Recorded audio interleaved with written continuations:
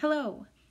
This video is for those who would like some additional practice with Grammar 3-5, Inappropriate Shifts in Voice and Mood.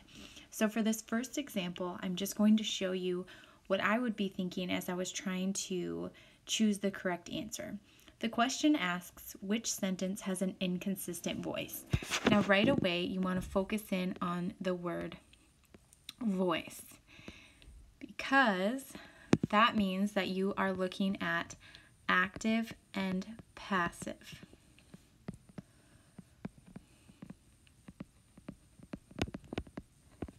So the answer choices read: A, John bought the motorcycle and Henry bought the sidecar. B, the potential was always present. C, it is reassuring that the boss is a charitable man. And D, now that the houses have been built, the people can move into the dwellings. When I look at A, I first want to underline my subject and verb in both halves of the sentence. A cannot be correct because both halves of this sentence are active. John bought and Henry bought.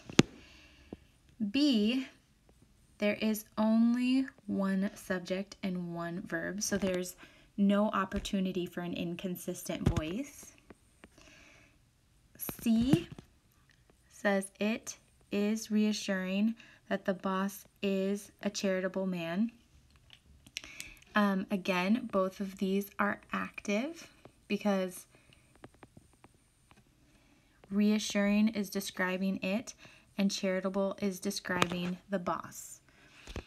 D, however, we've got houses have been built and people can move. Now in the first half of this sentence, we have passive voice because houses is our subject and have been built is our verb phrase, but the houses are not the ones completing the action of building. Also, if I try my test and place by a rabid monkey after the verb, houses have been built by a rabid monkey, it absolutely works, meaning this is passive voice. However, in the second half of the sentence, my subject is people and my verb phrase is can move, and the people are the ones completing the action of moving. Additionally, if I try my passive test, adding by a rabid monkey after can move, it doesn't work. The people can move by a rabid monkey? Nope. So this is active. So my correct answer here would be D. Which sentence has a consistent mood here? Now again, please note that the question is asking you for mood. So now you're having to look at subjunctive, conditional,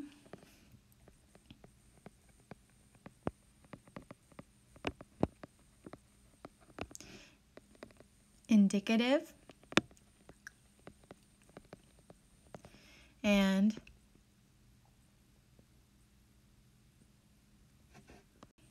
imperative mood.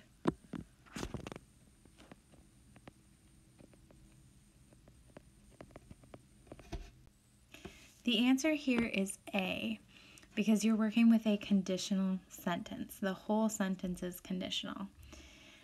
It starts off, it says Kenny could build a snowman, so that implies that it's not something he's going to do, but it's an option.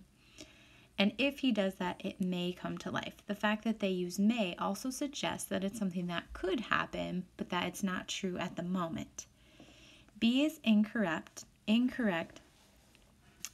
because it starts off subjunctive with I hope, but then it moves into indicative by saying we are swimming tonight. That is a fact, and so doesn't belong with a subjunctive verb. C is incorrect because it says I wished, which again is subjunctive, but then again it moves into indicative. She was a blonde. Now if this had said were instead of was, it would be correct. D is not correct because it says I suggested that he builds a fort. Now again, this is incorrect because it starts off in subjunctive mood. It's a suggestion.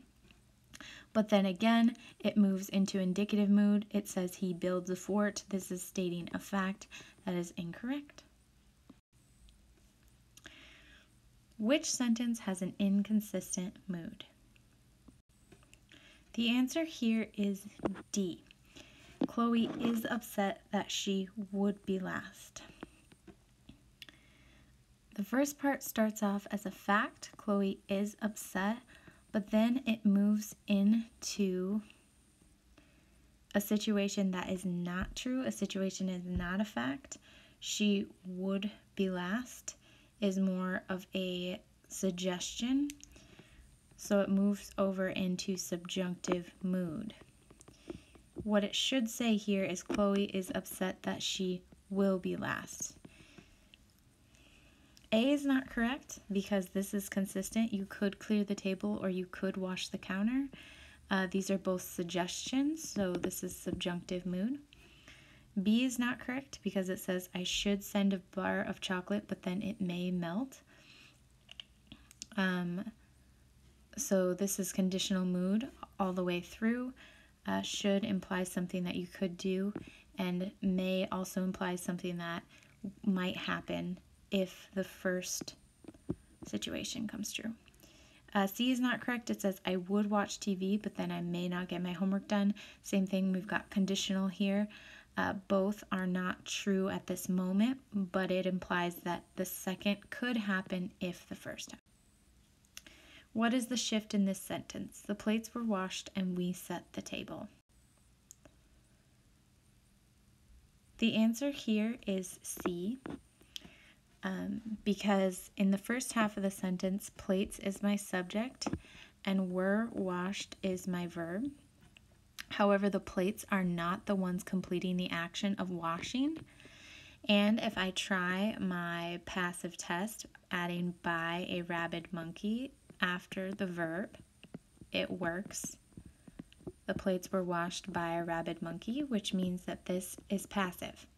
However, in the second half of the sentence, the subject is we, and the verb is set, and we is the one completing the action of setting the table. Which sentence has a consistent voice? The answer here is D. The question is asking for voice, so again, we're working with active and passive voice. And it's asking for consistent voice, meaning that we want the voice to stay the same. In D, it starts off active because our subject, the baby, is the one completing the action of jumping. And it also ends active because our subject, she, is the one completing the action of started. And so that is active as well. A is not correct because the subject, movie, was started. This is passive because the movie is not the one completing the action. However, it ends active because nobody is the one completing the action of watching, and we have the same situation in B and C.